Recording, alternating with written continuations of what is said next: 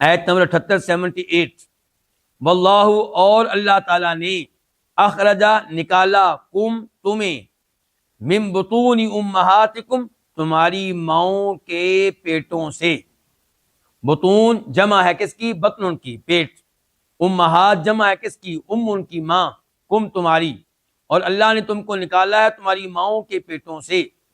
لا تعلمون شیئا، یہ حال ہے. اس حال میں یا جب کہ، اس حال میں کہہ لیں یا کیا کہہ لیں؟ جب کہ، یعنی کہ جب اللہ نے تم کو ماؤں کے پیٹ سے نکالا تب کیا صورتحال تھی؟ جب کہ لا تعلمون شیئا، تم نہیں علم رکھتے تھے شیئن کسی بھی چیز کا.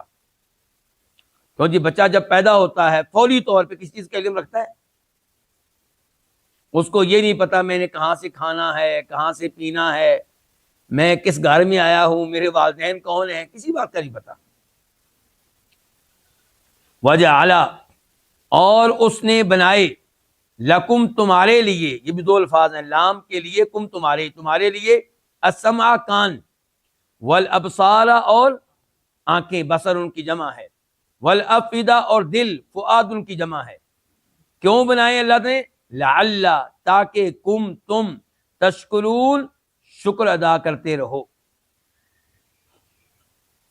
اللہ رب العزت نے اس آیت میں اپنی ایک اور قدرت بتائی. اللہ نے اس آیت میں اپنا ایک اور انعام، اپنی ایک اور نعمت، اپنا ایک اور احسان بتایا. اللہ نے کہا کہ اللہ نے تم کو نکالا ہے تمہاری ماؤں کے پیٹوں سے جبکہ تم کچھ بھی نہیں جانتے تھے. ماؤں کے پیٹوں سے نکالا.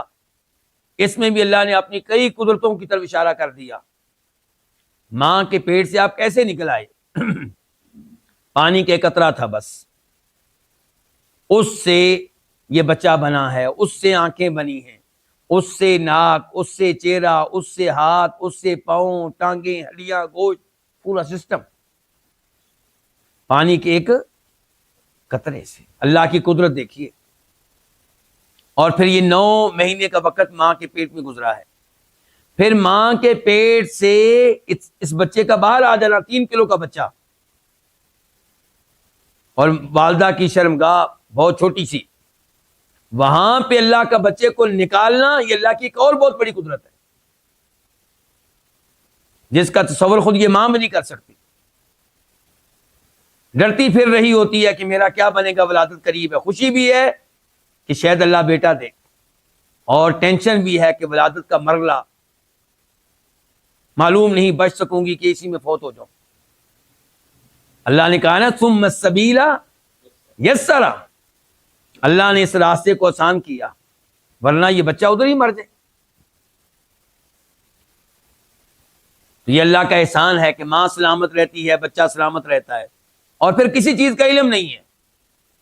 اللہ نے رونے کا طریقہ سکھا دیا ہے. روتا ہے تو ماں کو معلوم ہے کہ اب اس کو دودھ دینا ہے.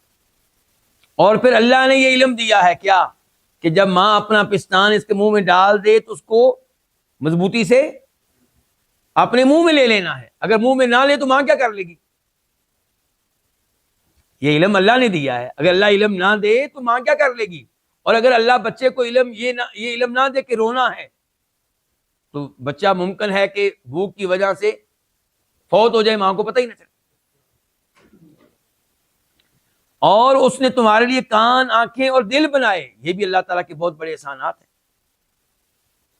اور اس کے اوپر اللہ ہم سے کوئی ٹیکس بھی نہیں لیتا، فری میں یہ صلاحیتیں ہیں ہمارے پاس، یعنی کہ سننے کی صلاحیت، دیکھنے کی صلاحیت، اور غور و فکر کرنے کی صلاحیت.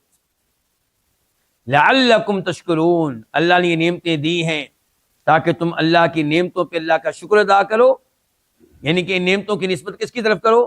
اللہ کی طرف. اور پھر اللہ کا شکر ادا کرتے ہوئے اللہ پہ ایمان لے آؤ اور توحید کو اپنا لو، اللہ تعالیٰ کے ساتھ ان کو شریک نہ کرو جن کا کوئی کردار نہیں ہے ان نعمتوں کو دینے میں.